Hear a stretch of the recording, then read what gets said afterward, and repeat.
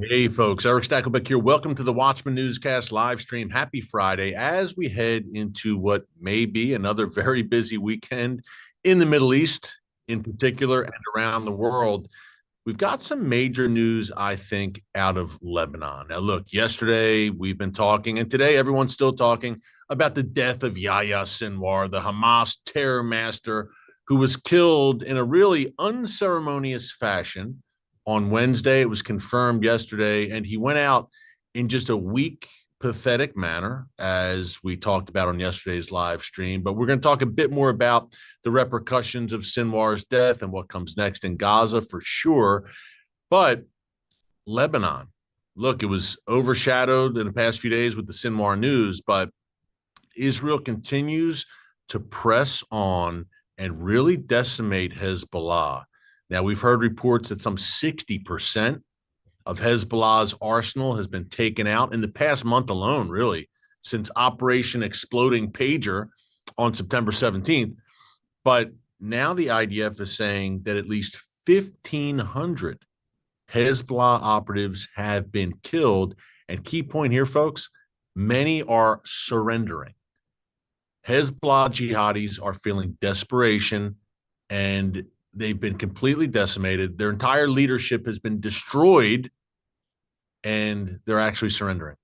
And that's really interesting because 3 Hezbollah commanders were captured just the other day in a tunnel in southern Lebanon, which I presume would have led into Israel and enabled Hezbollah to pop out of those tunnels on the Israeli side of the border and conduct October 7th style attacks. That was the ultimate plan. Thankfully, Israel foiled that over the past few weeks. But they're being interrogated.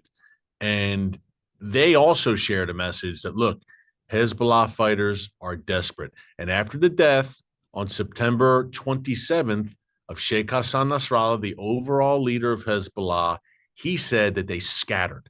Hezbollah jihadis scattered from southern Lebanon, running scared, literally running scared, and not knowing what was going to come next. So I say all that to say this is a very positive development for Israel's campaign in Lebanon, no doubt. And it really bears exploring real quick because Hezbollah, and I just met with an Israeli friend who was just with me here in the studio here in Dallas, and we were talking about this. He said, man, for years as an Israeli, my friend shared with me, he said, look, we expected 3,000 rockets per day to rain down on Israel from Lebanon if and when that great northern war with Hezbollah came. Well, guess what? That great northern war with Hezbollah is here. And what we're seeing is nowhere near the magnitude of what we expected. Thank God. You may see 200, 250 rockets at max come out of Lebanon, and that's horrible. But folks, considering what it could have been, I mean, again, we were talking 3,000 rockets per day with Israelis, and my friend shared this. He said, we as Israelis expected to be living in, when the war with Hezbollah came, we expected to be living in bomb shelters for weeks on end. And it's not that now.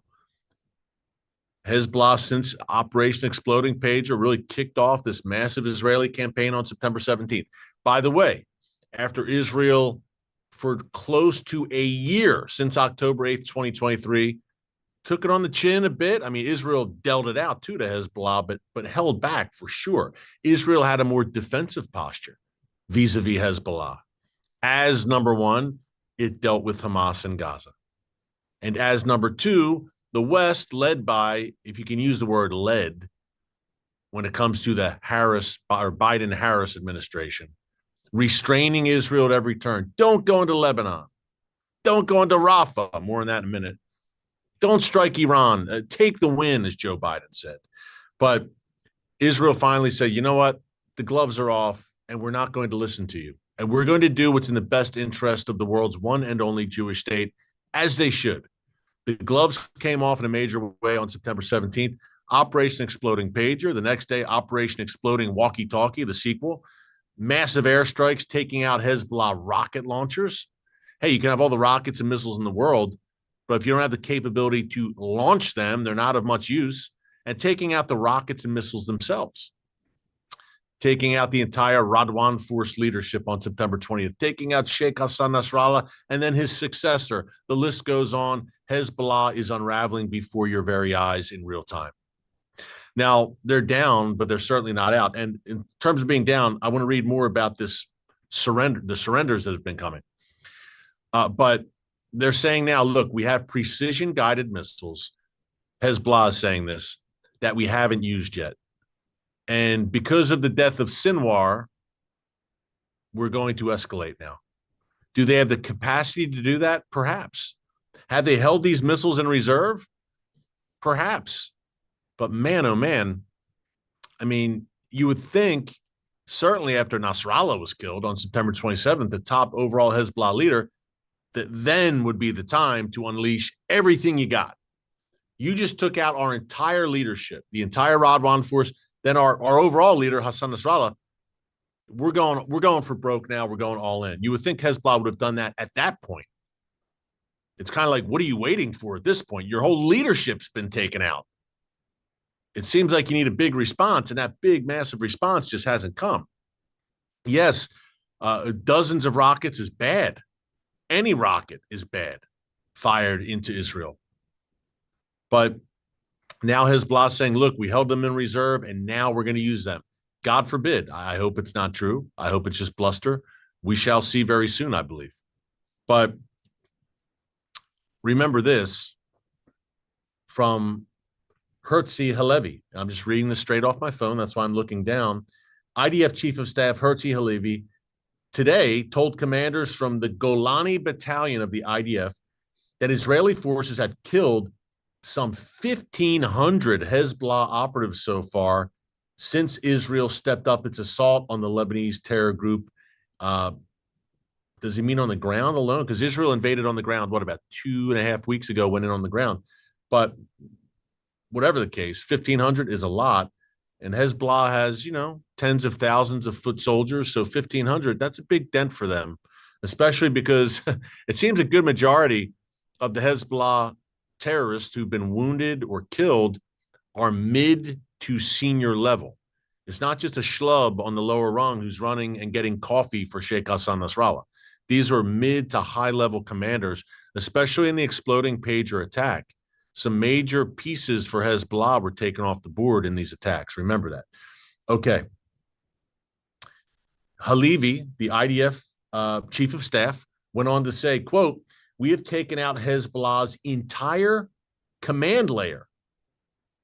He's talking about Nasrallah and the other leaders.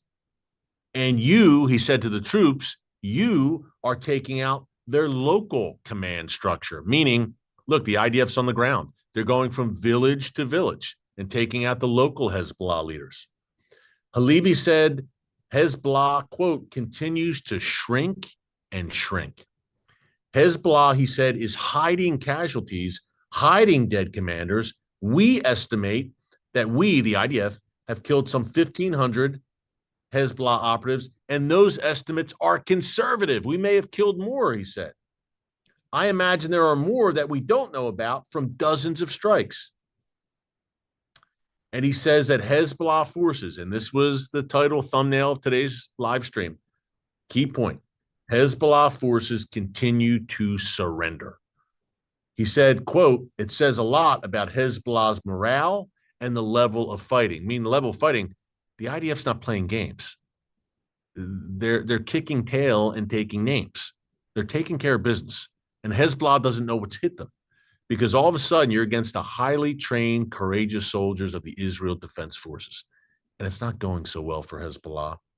Even though, look, we had 5 Israeli soldiers in the past 24 hours killed in Lebanon. So Hezbollah, look, still dangerous, folks. No one is doing a victory lap. They're nothing to sneeze at. They're still formidable, but they are nowhere near what they were, as Halevi's outlining. And this is a key point. He added, when he's talking about the surrender, he's talking about Hezbollah being killed. He said that Hezbollah's Iranian backers, quote, do not understand what is happening here to Hezbollah. And they, Iran, or no, I'm sorry, and Hezbollah are their main arm that they have been counting on, that Iran's been counting on, and that is very important, he said. So what he's saying, the IDF chief of staff, is Iran knows it's bad. The Iranian regime knows that Hezbollah has suffered heavy blows over the past month. But the IDF chief of staff is saying, hey, Iran, it's much worse than you think. Hezbollah's in really, really bad shape. Hamas. Speaking of which, I want to get into Hamas and what U.S. officials are saying about Hamas. This will be interesting, right? Quick reminder, as we head into the weekend, if you have not subscribed, please subscribe to the channel here on YouTube and click the notification bell so you get alerts every time a new video is posted. Folks, a lot going on in the world's most volatile and chaotic region, Bible times, prophetic times. And this channel is current events, breaking news, largely about Israel and the Middle East from an unapologetically biblical perspective. Imagine that. So we'd love you could join us here as Watchmen and Women on the Wall. And by the way, follow us across social media. Hey, we're on Instagram, of course. We're on X, formerly known as Twitter, Facebook. So follow us across social media. Some of the accounts are at Erick Stakelbeck. I think Instagram's at Erick.Stakelbeck, but you'll find me. Just do the search and you'll find me. And also, if you like this content that you're seeing on our YouTube channel, you will love our nightly show, our broadcast show on TBN. It's the world's largest Christian television network. You should have it on your cable provider. Certainly, you have TBN Plus on your phone, on your laptop. Stakelbeck Tonight, we just launched in March, and it's going very well. We had no shortage of topics, obviously, to talk about between Israel, but also the U.S. election, what's happening around the world, getting into stuff, getting in detail every night, 7:30 p.m. Eastern Time, with a re-air at 10:30 p.m. Eastern Time every weeknight on TBN. Check us out on Stakelbeck Tonight. And all the B-roll and footage and maps and graphics that you want on the live stream that honestly we can't have many times because I'm coming to you on a laptop. It's a live stream on YouTube. This is how it works. On the TV show, all the bells and whistles that your heart desires. But you know what? At the end, you see, we're in a beautiful studio here in Dallas, Fort Worth. But at the end of the day, you're not here for the bells and whistles. You are here for the content. That's why I love our viewers. So let's dig into some more of that content that you want. The U.S., this is very interesting. John Kirby, a White House spokesman who I've been critical of in the past, and rightfully so, said today about Hamas that they are nearly totally, and we're getting to Sinwar now, nearly totally militarily incapacitated. Kirby said, and this is key, and we've said this for months, he said, quote, Hamas is absolutely incapable, as I am speaking here today, of conducting another attack on the scale of October 7th. They're a spent force, folks, and we've been saying this for a long time. Hamas's military structure has been decimated. And he said this obviously in the wake of the killing of Sinwar. And I wonder, the U.S. has been, he said the IDF has eliminated any immediate threat that Hamas would pose from a military perspective. But with the Biden-Harris, he says Hamas is in a much weaker position than it ever was before. But he said they're a shadow of their former self. All true.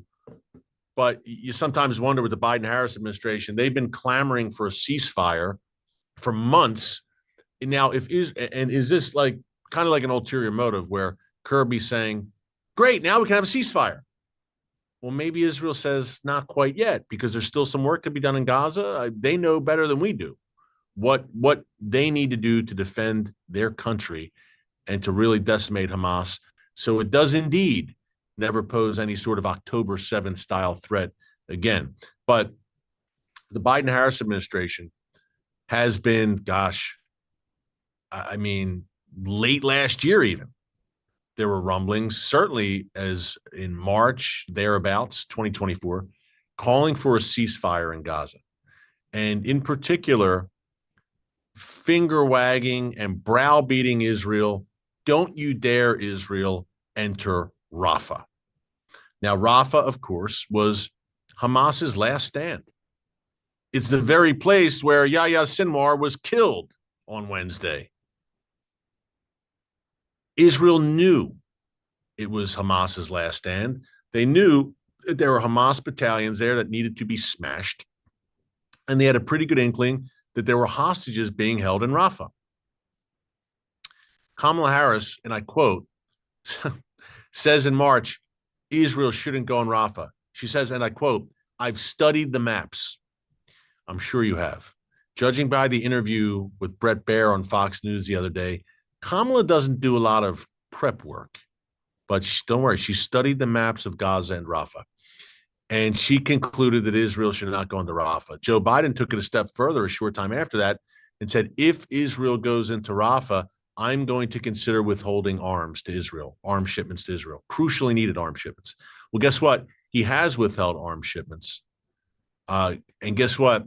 Bibi Netanyahu said, you know what? You're wrong. And we respectfully decline your admonitions to not invade Rafah. And Israel went in, and Israel took care of business, and Israel conquered Hamas forces in Rafah. And guess what? And Kamala Harris comes out yesterday and uses the term we, talking about the death of Sinwar, basically saying, we got him. You did? It was the IDF. And you were against any kind of incursion into Rafah all along. This is madness. But here's the sad fact, ladies and gentlemen.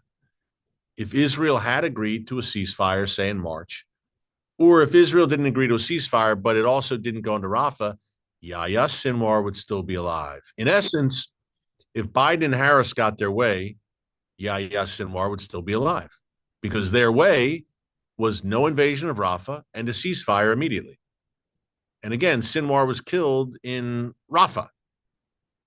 So he would have been happy as a clam and rebuilding and reconstituting Hamas, surrounding himself with hostages and feeling pretty good about himself as he moved from tunnel to tunnel. Apparently, he spent over the past year 90% of his time in tunnels, and he only emerged, did Yahya Sinwar, to move from place to place.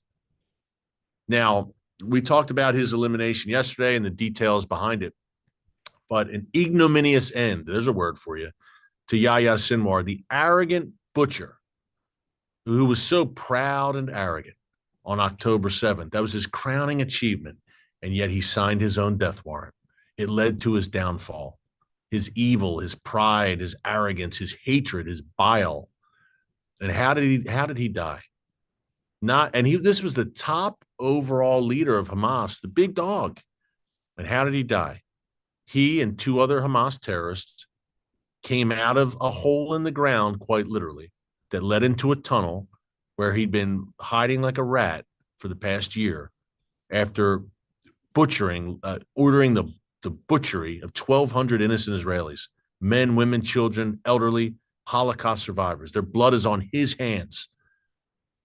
He pops his head out of the tunnel. He's scurrying around above ground, and the IDF gets a bead on him. They didn't even know it was him. He's shot. He's wounded. And you've probably seen the drone footage by now. You can watch it on Stakelbeck tonight on TBN. Again, 7:30 p.m. Eastern time with a re-air at 10:30 p.m. Eastern time. Check it out.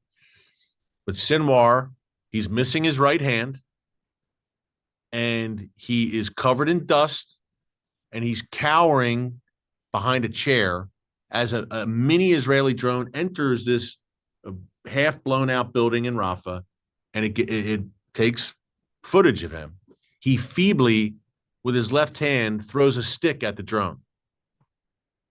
In one last, instance of desperation or defiance. And a minute later, an Israeli tank destroys the rest of the building, and it collapses on top of Yahya Sinwar. And look, you've seen the photos by now. It's an iconic photo by now of Israeli soldiers around his corpse. And I think it's very educational for the enemies of Israel, all the anti-Semites and the Israel haters. This is what happens when you come against the apple of God's eye. It never ends well. The Genesis 12:3 principle. God told Abraham, I will bless those who bless you, meaning you and the people of Israel, and I will curse those who curse you, Israel. History bears this out. The long line of those who have cursed Israel and the Jewish people is exactly that. It's sadly very long, and it never ends well. Pharaoh, take it back to the Exodus. Pharaoh, the Assyrian Empire, the Philistines, the Amalekites, the Jebusites, the Romans, the Greeks, Haman, prime minister of the mighty Persian Empire, the Babylonians, the Ottomans, the Nazis, all came against Israel and the Jewish people, and all wound up in the ash heap of history. Coincidence? I think not. Yet against all odds, who is still standing? Who is not only surviving, but thriving? The land of Israel, a tiny nation the size of the state of New Jersey, and the Jewish people make up less than 0.1% of the world's entire population. 13 million overall, I believe, in the world, with most of the world seemingly aligned against them. And they're still standing. And they're prospering and they're thriving, and they're winning stunning, miraculous victories against their enemies. Because I truly believe God is going ahead of them, without a doubt.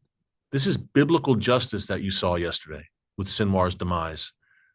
And these operations in Lebanon, I just talked to my Israeli friend who was with me a short while ago, and he said, Erick, there's something in the air. God is moving. And he's going ahead of Israel. These are improbable, miraculous victories, left and right, on and on. It's happening again and again. And yesterday even, this was not a targeted special forces raid that took Sinwar out. It wasn't something like we saw in 2011 with Osama bin Laden in Pakistan when the U.S. went in. Special forces, they knew where he was. Sinwar literally stumbled upon this IDF unit, or they stumbled upon him. They didn't know it was him. They thought it was just another Hamas foot soldier, a minion of Yahya Sinwar. Then after they killed him, they said, wait a minute, that looks a lot like Sinwar. And indeed it was. So that's how he died, the great terror master, the great leader of Hamas. He died scurrying around from hole to hole. He got caught in the middle. And he died just like a common jihadi street thug, which is what he was. And that is the sort of folk that he employs in Hamas. And he died just like the rest of them. He died in his hatred, his pride. It's just, he was demonic. This was a man who was straight up purely demonic, a hate-filled murderer, and not just October 7th. This is a man who reportedly strangled Palestinian so-called collaborators who allegedly collaborated with Israel, strangled them with his bare hands. And he enjoyed seeing them die, murdering them. A stone-cold killer and a murderer. The world should be thanking Israel today. The world should be thanking Israel for the elimination of Sheikh Hassan Nasrallah. The world should thank Donald Trump. Ooh, there's a controversial one. For the elimination of Qasem Soleimani back in January 2020, the Iranian terror master. And I don't know what Israel's about to do vis-a-vis Iran, but the world should thank Israel in advance for what Israel's about to do in regards to Iran. Responding, and I said Hezbollah, a little overshadowed because of the Gaza news. Well, that Iranian attack that Israel has said is indeed coming. It hasn't come yet, but it's coming. And I interviewed on Stakelbeck tonight on Wednesday, Israel's ambassador to the UN, Danny Danone, and he said, oh, it's coming. We don't know when. But these are the bitter fruits of Iran's conduct, firing 500 projectiles at Israel in the past 6 months alone, including the largest ballistic missile attack in history on October 1st. And Israel saying, you know what, I'm sorry, we can't let that go unanswered. Although the U.S. is trying to restrain Israel once again at every turn, we can't let it go unanswered. So we're on the verge here. And with Hamas and Hezbollah out of commission largely, Iran has never been more vulnerable. That was their insurance policy. An Israeli strike on our nuclear facilities? Try it, Zionists. We'll just activate Hamas and Hezbollah, and they'll fire thousands of rockets at you at once. If you dare strike our nuclear facilities, guess what? That's off the table. And by the way, just look at some headlines here to give you an idea of the state of play in the region. Turkey today, Turkey's foreign minister held talks with Hamas leaders, or what's left of them, and he expressed his condolences over Yahya Sinwar's death. Turkey, a NATO member nation, led by one of the biggest anti-Israel demagogues you will ever see, Recep Tayyip Erdogan. They're a prophetic player. It's trouble going forward. We've talked about Ezekiel 38 and 39, the war of Gog and Magog. The chess pieces, the prophetic chess pieces are moving on the board, coming into play, no doubt. And then there's Mahmoud Abbas, the leader of the PLO and the Palestinian Authority, Israel's supposed partner for peace, for the grand two-state solution. Abbas today, his PLO, Palestine Liberation Organization, mourned the martyrdom, quote unquote, of Yahya Sinwar and called him a great national leader to the Palestinian people. So that's Israel's partner for peace? I think not. And I think the people of Israel are wide awake since October 7th. And there's an attitude in Israel that, you know what, we know the world's against us, they hate us, and we don't care because we're doing what needs to be done. And the great thing is God is going ahead of them the entire way. Much more to come. We'll see what this weekend brings. And if it brings anything big, come to the channel. Right here, we will come live and we'll keep you posted on breaking news. A big interview, two big interviews coming up here on Stakelbeck tonight, and we will show them certainly, I'm sure, on the YouTube channel here as well. But let's just say two very big ones. And that's your teaser as we go into the weekend. On TV, we call that the teaser. Like, come back after the commercial break. There you go. So you got to come back next time, and I'll have more details. They're being firmed up right now, but some really good stuff you're going to want to see. Two big interviews coming up here with the Stakelbeck / Watchman team. So thanks so much, everyone, for watching. Have a great weekend. Keep it all in prayer. Until next time, God bless you. And remember, never hold your peace. Hey everyone, thanks for checking out the Watchman Newscast. Make sure you hit the subscribe button so you never miss an upload, and tap the bell icon so you're notified every time a new video is posted. And don't forget to share your thoughts, insights, and comments below. Thanks for watching. We'll see you back here tomorrow.